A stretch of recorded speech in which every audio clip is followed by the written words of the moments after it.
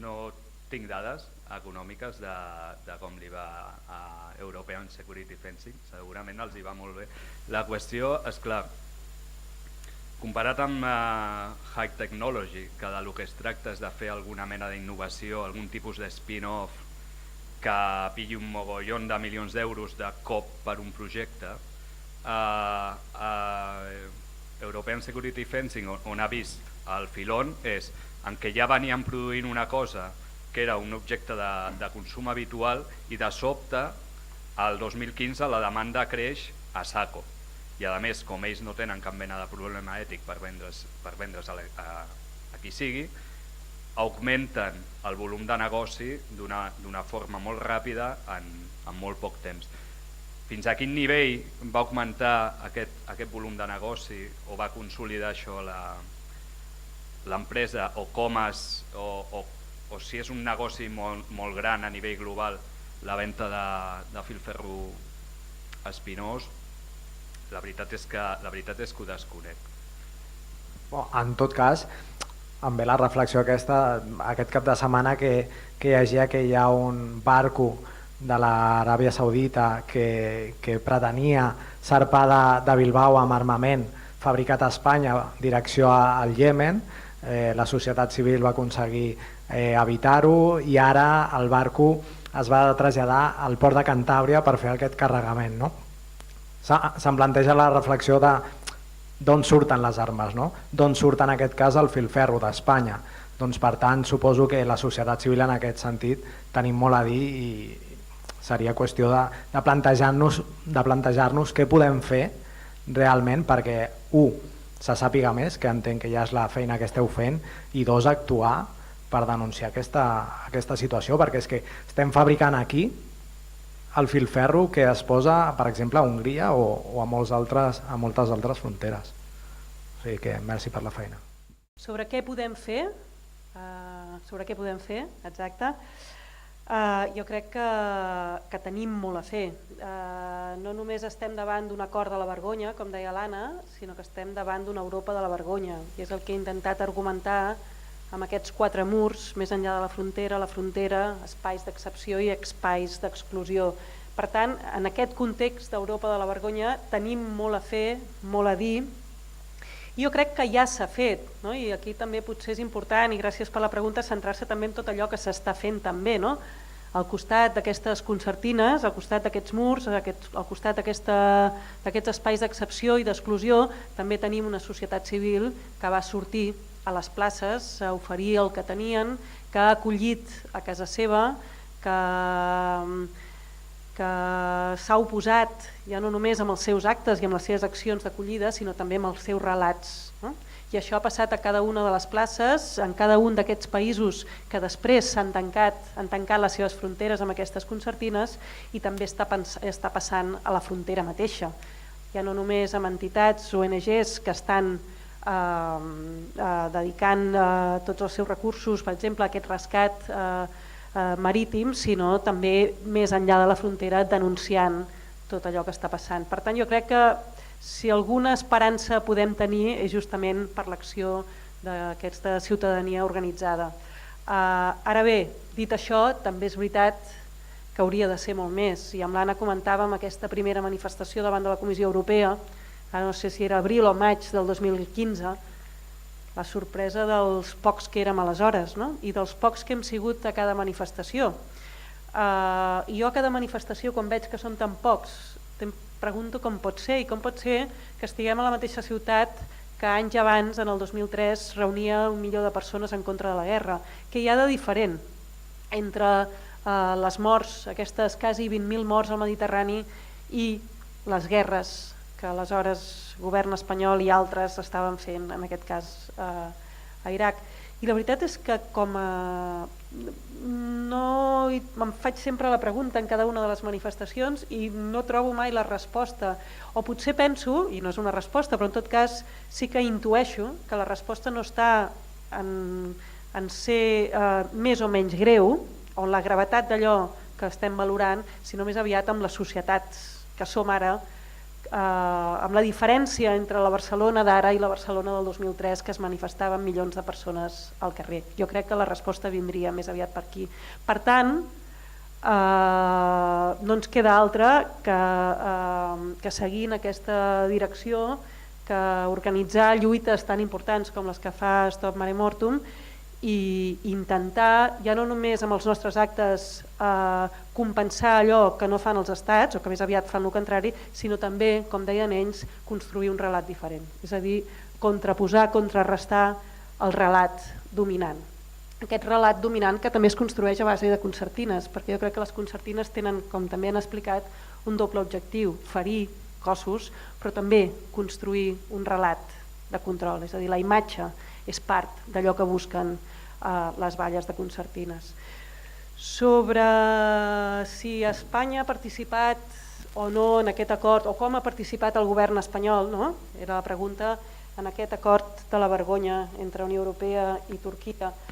La veritat és que és tan opac que jo crec que poca gent podria respondre a aquesta pregunta. Jo en tot cas no sé exactament quin ha sigut el paper del govern espanyol. El que sí sé és que en aquesta primavera del 2015 i estiu del 2015 Espanya o el govern espanyol més aviat no parava de dir que el que havia de fer els estats membres i la Unió Europea era seguir el model espanyol, que Espanya era la solució, que la frontera sud era la solució, que l'externalització del control fronterer, tal com havia fet Espanya, no només a Marroc, sinó a diferents països de l'Àfrica subsahariana, en aquest pla Àfrica de Zapatero, era la solució. Jo recordo Sáenz de Santamaría dient nosotros hace tiempo que lo estamos haciendo, somos el modelo a seguir, i aquesta era la frase exacta de Sáenz de Santamaría. Per tant, no sé en concret quin paper va tenir el govern espanyol en aquest acord que no és acord, però sí que en tot cas el que està clar és que Espanya o el govern espanyol es va proposar com a exemple i l'acord Unió Europea-Turquia és un exemple de com s'ha seguit amb aquest model espanyol, amb aquesta Espanya que ha servit de laboratori de les fronteres, de les polítiques de frontera europees, tant en l'externalització com en la valla mateixa, com amb aquests acords en països tercers. Les dues coses, jo crec que les dues coses són fonamentals. De fet, el relat ha caigut per si sol, no? amb el resultat d'aquesta sentència, o en tot cas la resposta del Tribunal de Luxemburg. Ja tothom té molt clar que no va ser un acord entre el Consell Europeu i Turquia, sinó que suposadament va ser amb els estats membres i a més no va ser ni acord. Segons el Tribunal de Luxemburg va ser un acord informal, aquesta nota de premsa de la que parlen els juristes, però en tot cas és fonamental. Per un costat, construir aquest contrarrelat, no només aquestes accions sinó aquest contrarrelat, això és fonamental i crec que ho esteu fent en aquest sentit molt bé, i després les accions jurídiques són fonamentals. I ja que no és un acord amb el Consell Europeu i per tant és un acord de cada un dels estats membres, aquesta lluita jurídica s'ha de fer, entenc jo, sense ser jurista, dins de cada un dels estats membres. I això és la dificultat, perquè llavors fragmenta el procés judicial en 27, però en tot cas aquí és on entitats com les vostres poden entrar a denunciar aquesta qüestió i a convertir-la en procés judicial en el context, diguem, de la justícia espanyola. Entenc, però no sóc un especialista en aquest tema. Sí. Per què no ha funcionat aquesta exacta? Sí, és una pregunta fonamental. Jo mateixa assenyalava la contradicció, no? Per un costat està clar que el número d'entrades es va reduir dràsticament els dies després de l'acord, parlava d'aquelles 1.700 arribades en comparació a 47 pocs dies després de l'acord. Per tant, en aquest sentit sí ha sigut efectiu, però amb els mateixos números a la mà està clar que el principi o el cor bàsic d'aquest acord, que era deportar aquells que arribaven irregularment i reassentar per cada siri retornat un siri cap a Europa, això amb els números a la mà està clar que no ha funcionat. Per tant, la següent pregunta és què ha funcionat doncs, o què explica que el número d'arribades s'hagi reduït d'aquesta manera.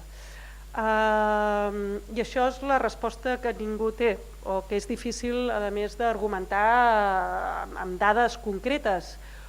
aquí és on entren les meves intuïcions, però jo estic convençuda que Erdogan no està fent el paper d'estat guardià de la mateixa manera que ha fet Marroc amb la frontera espanyola, i més tenint en compte tots els conflictes diplomàtics que hi ha hagut des d'aleshores amb Europa i amb diferents estats membres. Ara bé, és veritat que Turquia va tancar la frontera sud cap a Síria, això és fonamental. Per tant, aquest control de la frontera turca amb Síria és fonamental per explicar el fet de que ja no seguissin arribant a Turquia. De fet, a diferència, i això és una diferència important, dels que creuen el que seria els que prenen la ruta central. No és cert que hi hagi hagut un desplaçament de la ruta oriental a la central, no? Que en algun moment semblava que ho deia. De fet, els que entraven aleshores via Turquia cap a Grècia no són els que estan entrant ara via Líbia cap a Itàlia. Són unes altres nacionalitats, és un altre perfil. Per tant, no és veritat que es desplacessin els fluxos migratoris cap a la ruta central. Però una altra diferència és que, de fet, en aquest 2015 els refugiats creuaven Turquia en pocs dies i arribaven a Europa en pocs dies i després creuaven la ruta dels Balcans en pocs dies, mentre que la ruta central i el creuament de Líbia pren mesos, si no anys. I mesos i anys d'una vulneració, si ja és vulneració la situació en la que es troben a Turquia i en la que es trobaven en aquest corredor, diguem, la vulneració en la que es troben a Líbia és brutal, amb el que implica això de vulneració dels drets més bàsics, però també de morts en aquest camí, que és un camí tremendament mortífer, per tant ja no només és dolor, és mort, i on gran part de les morts no passen al Mediterrani, passen abans. I això també és important recordar-ho, perquè pensem que les morts passen al Mediterrani, pensem que si el número de morts al Mediterrani s'ha reduït és que anem millor, no? I aquí és on es justifiquen les polítiques migratòries, no? Amb aquest argument suposadament humanitari, no? Nosaltres actuem contra els smugglers, contra els traficants per reduir el número de morts. No és per reduir el número de morts, és per desplaçar aquestes morts una mica més enllà, lluny dels nostres ulls. Són reflexions, la resposta directa no la tinc, però tinc clar pels números dels deportats i reassentats que això no ha sigut fonamental. Per complementar el que estaves dient en relació a la visibilitat i invisibilitat i opacitat del filferro espinós, que com molt bé dius, és a dir, clarament té a veure amb el tacte, amb el contacte, però també té a veure amb la visibilitat, és a dir, la història del filferro espinós, efectivament aquesta dicotomia opacitat-visibilitat és molt important. Opacs, per exemple, ho són en els vídeos de Frontex, que surt poc filferro espinós i llavors allà no apareixen les altres coses, o camps de concentració que se'ls hi construïa una paret, els que estaven més propers a algunes ciutats, o doncs paret de davant perquè no es vegi, etc.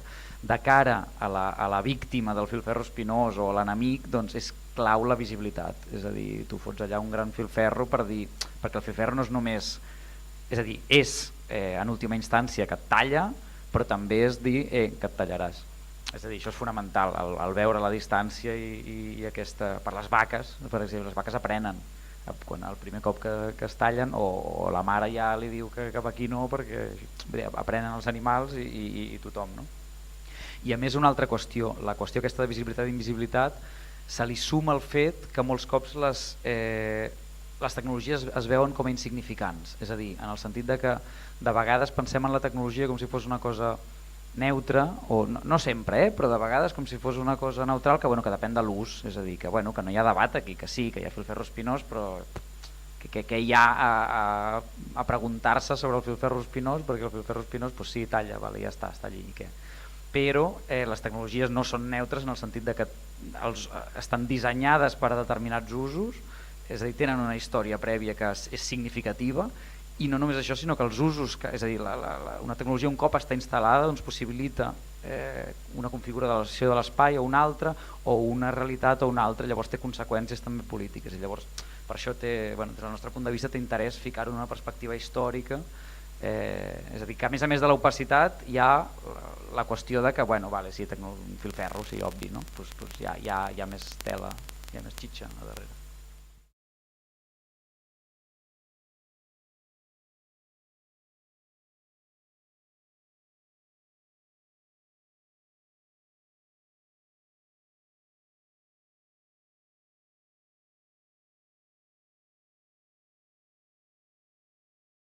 Gràcies. Abans de donar la resposta, jo afegiré un parell de preguntes per vosaltres. Realment, jo n'he pres molt de la vostra presentació. Sovint parlo de les concertines, però mai havia pensat en aquesta profunditat i m'anirà molt bé, o em va molt bé aquesta perspectiva per un costat, aquest anàlisi més conceptual per un costat i més històric per l'altre. Tenia dues preguntes de pura curiositat per saber-ne més. Totes les fronteres, els murs que s'estan construint actualment al món estan construïts a base de concertines, com ho estan aquests murs o aquestes fronteres externes i internes de la Unió Europea? I estic pensant en el mur de Trump. Fa ús de concertines? Perquè quan penses en els murs dels Estats Units penses en murs bastant més de ciment, bastant diferents. Per tant, és un fenomen europeu, de fronteres europees.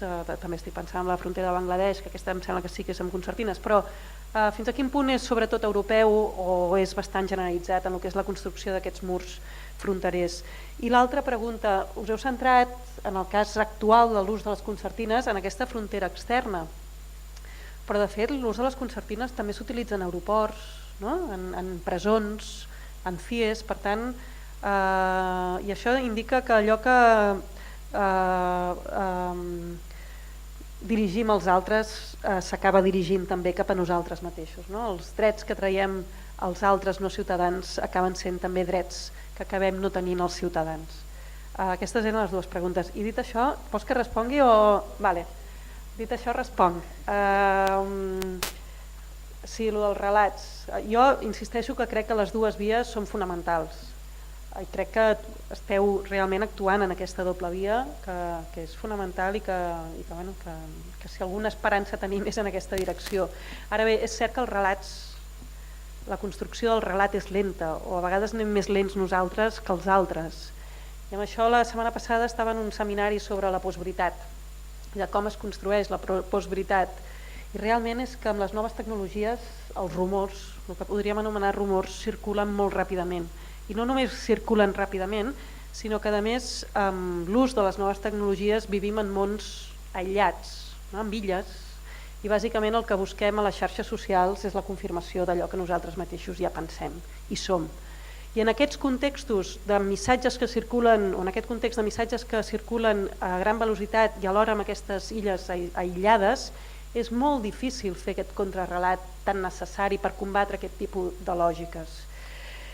Dit això, fins a quin punt val la pena articular un contrarrelat sobre Unió Europea-Turquia? Jo aquí el que he intentat des de la meva recerca és fer aquest contrarrelat girant la mirada de Turquia cap a Europa.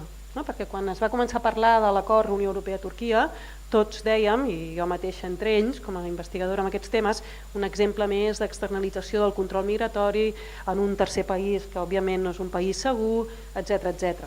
I això és cert, però per mi el més flagrant de les conseqüències o de la conseqüència d'aquest acord Unió Europea-Turquia no és només allò que ha passat a la Unió Turquia, a l'estil d'allò que vam veure també en el cas de Marroc, sinó el que ha passat dins les fronteres europees.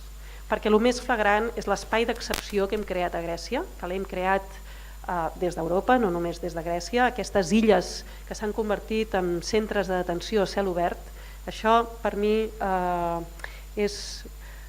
No que l'U de Turquia no sigui flagrant, no que Erdogan tingui també part de l'explicació en aquesta reducció de les arribades, però allò que no esperàvem, allò que no imaginàvem quan parlàvem de l'acord Unió Europea i Turquia, quan denunciàvem l'externalització del control migratori, és que juntament amb aquesta externalització del control migratori, aquesta vegada hem vist també una internalització de l'espai d'excepció, que és Grècia, que són les illes gregues i que són també cada un d'aquests països en la ruta dels Balcans que han tancat les seves fronteres, que responen agressivament amb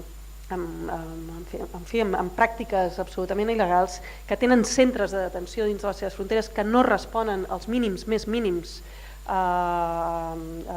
reconeguts pel conjunt dels estats membres. Això per mi és allò més flagrant, potser perquè era el més inesperat, o és allò que no vam pensar en cap moment quan vam pensar en els efectes d'aquest acord Unió Europea-Turquia. I dit això, no sé si el centre està en aquest acord, si el centre està en aquestes polítiques d'externalització de fronteres, i l'últim exemple és Líbia, que és un exemple flagrant, però un altre tema del qual jo crec que és importantíssim construir-ne un contrarrelat és tot el tema de la criminalització de l'ajuda humanitària en frontera. Com s'està criminalitzant l'ajuda humanitària en frontera, com s'estan fent noves lleis sobre els anomenats facilitadors, que el que fa és criminalitzar qualsevol tipus d'ajuda en frontera o no cap a persones en situació irregular. Això sí que crec que està passant molt més, que està sent invisibilitzat o que no hi estem parant prou atenció per lo greu que és aquesta criminalització de l'ajuda en frontera i més enllà de la frontera. Aquí jo crec que és imprescindible construir-ne un relat i al mateix temps emprendre accions, denúncies judicials sobre qüestions que jo crec que són absolutament contràries a les pròpies lleis europees. Abans de contestar-te, Blanca, agafo el que acabes de dir sobre la criminalització dels voluntaris que estan ajudant en terreny i aprofito per fer una mica de propaganda, ja que la fa el Frontex, jo també. Preguntaven quines accions podem emprendre la ciutadania i ara mateix tenim en marxa un projecte a nivell estatal que es diu Caravana Obrint Fronteres 2018, que és un acte de protesta que precisament pretén parar en llocs en els quals s'està criminalitzant l'ajuda humanitària, concretament a la frontera italo-francesa, on s'han encausat diferents activistes i col·lectius per assistir a persones que estaven creuant entre Itàlia i França i també al sud d'Itàlia. Llavors, és important construir també un relat que eviti aquesta criminalització, que doni suport a aquests grups i que permeti posar en contacte la ciutadania amb aquests col·lectius que de vegades no tenen la suficient projecció mediàtica i llavors convidem a tothom que hi vulgui a col·laborar en l'organització d'aquesta caravana 2018, d'aquest acte de protesta. En quant a si la tanca de concertina és un fenomen fronterer més europeu, no conec exactament la situació del mur de Trump, però jo m'atreviria a dir que la concertina s'utilitza profusament a tots els murs fronterers. El que passa és que, com hem dit, sol ser un mecanisme de provisionalitat permanent, com si diguéssim. És a dir, si tu no vols que es noti molt que aquest mur s'ha de quedar permanentment allà, igual no aniràs més enllà de la concertina.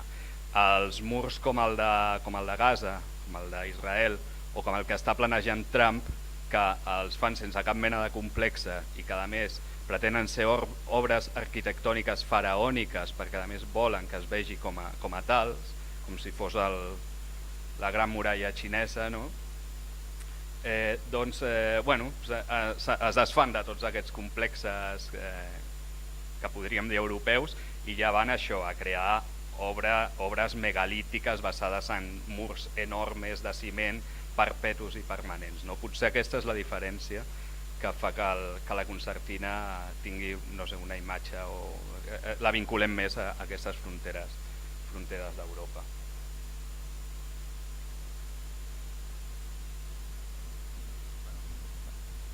En relació a l'altre, de que tot torna i de que el que apliquem als altres estem completament d'acord. És a dir, sí, de fet, un dels línies argumentals també, nosaltres estem d'acord, però una de les línies argumentals del llibre aquest de Reviel Nets, ell ho fa més des de la història animal i llavors la seva tesi és el que li fem als animals ens acaba tornant. És a dir, tu no pots fotre els animals dintre d'aquestes valles de filferro sense que els humans, que també tenim carn igual que ells, en surtin perjudicats, no?